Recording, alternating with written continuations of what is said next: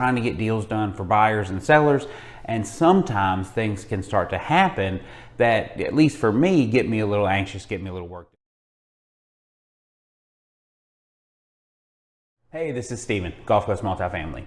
Wanted to do a little bit of a deal story. I closed something this past week and it was definitely a little bit more interesting than what I'm used to, and it taught me a couple of things, or re-taught me a couple of things that I feel like I've known for a while and I've heard from a lot of places, but I really got to experience it firsthand. And that was dealing with kind of the emotions of when something's getting ready to close or when something is closing.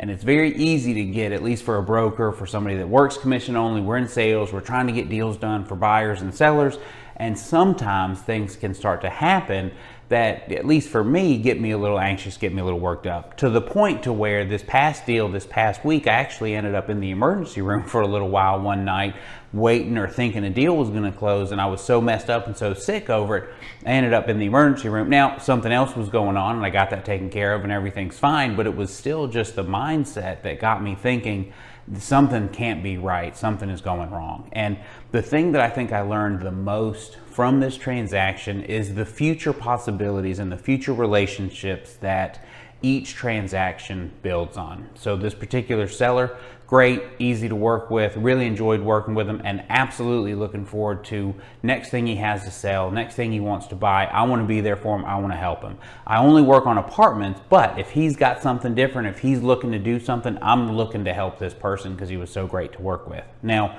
the buyers, very similar. They were good to work with and they ended up closing on the deal, but there was a little bit of a miscommunication there in the last couple of days. Now, to their credit, they did have an email issue and an office computers issue that came up, so we weren't sure what was going on. So it's really not 100% on their fault, but it was definitely concerning for the other side that wasn't hearing back from them until we finally did and everything was straightened out really well.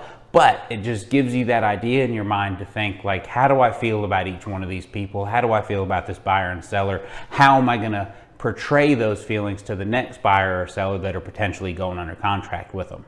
So hopefully you got something out of that video. I'd love to hear about some of the crazier deals that you guys have closed, because I know there's a lot of good stories out there. If you want to talk about multifamily on the Gulf Coast or anywhere else, I'd love to hear from you. Hope you have a great rest of your day, and talk soon.